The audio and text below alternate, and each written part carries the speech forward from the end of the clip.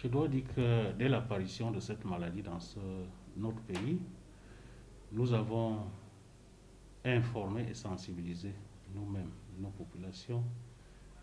Et les premières mesures de confinement et la première vague des mesures ont été respectées.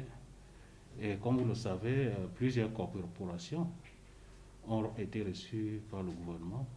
Et les mesures d'assouplissement qui ont été prises, les gens ont compris cela comme si c'était la fin du coronavirus, notamment dans les débits de boissons, les bars et autres lieux de loisirs. Nous avons immédiatement pris le taureau par les cornes. Nous avons instruit les sous-préfets et les responsables des forces de maintien de l'ordre de renforcer la police des débits de boissons, c'est-à-dire le respect des horaires pour les ventes à emporter. Il devrait s'arrêter à 21 heures. Pour les ventes à consommer sur place, les heures c'est jusqu'à minuit. Mais aussi le respect du dispositif dans ces débits de boissons, de la distanciation, du port du masque, et comme je l'ai dit, qu'il y ait le dispositif. Je dois vous dire que, par exemple, pour les 2 jours, aujourd'hui et hier, 7 débits de boissons ont été fermés à aider à premier et 1 débit de boisson à aider à deuxième. Donc, nous ne nous tournons pas les pouces. Les autorités municipales font également le même problème et nous avons aussi instruit les chefs traditionnels, les chefs de quartier d'en faire autant.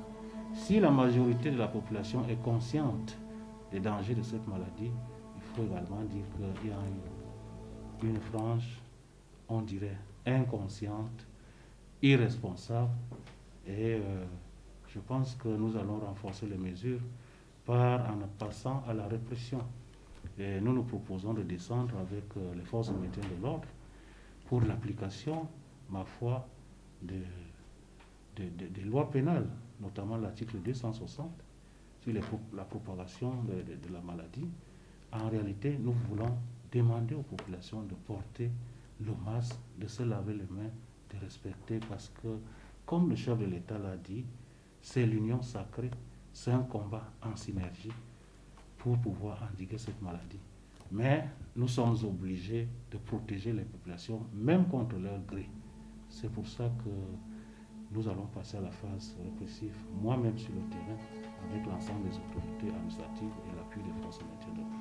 Je voudrais dire que la situation sanitaire de la Sanaga-Maritime est particulièrement est assez inquiétante, comme partout dans le pays, mais pas alarmante, parce que je ne puis vous donner des chiffres, parce que la plupart des cas suspects que nous avons de maladies sont référés notamment à l'hôpital Akintini et à l'hôpital gynéco de Yassa.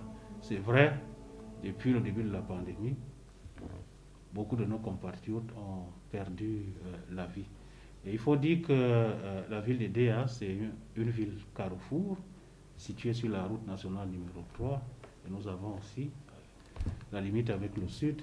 Donc nous sommes à une position assez stratégique où les bus passent, les bus s'arrêtent, et il y a des échanges, il y a des interactions. C'est pour ça qu'avec les autorités administratives, nous prenons des mesures d'information et de sensibilisation permanente. Moi-même, je suis descendu sur le terrain, dans les stationnements, demander aux usagers de la route de porter les masques. Nous sommes également allés dans les grands carrefours, nous sommes allés dans les établissements scolaires, et un peu partout, et même dans les lieux de culte. Mais je dirais que, d'une manière générale, les populations adhèrent.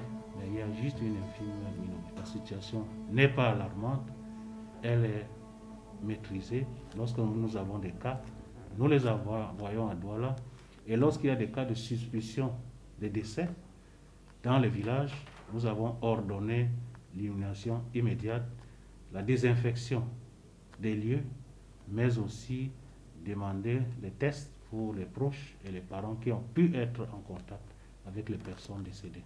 Les mairies ont fait ce qu'il fallait faire, c'est-à-dire désinfecter les classes qui devaient accueillir les élèves, Ils ont mis tout le dispositif nécessaire pour le lavage des mains, mais aussi offert des masques.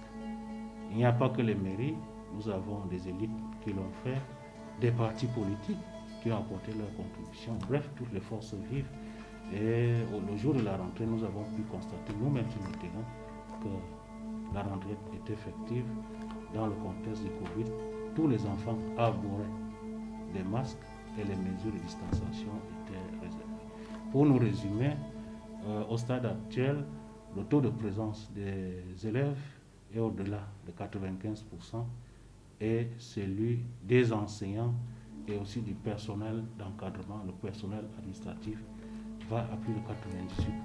Donc nous pouvons dire de manière satisfaisante que la rentrée est effective dans notre département.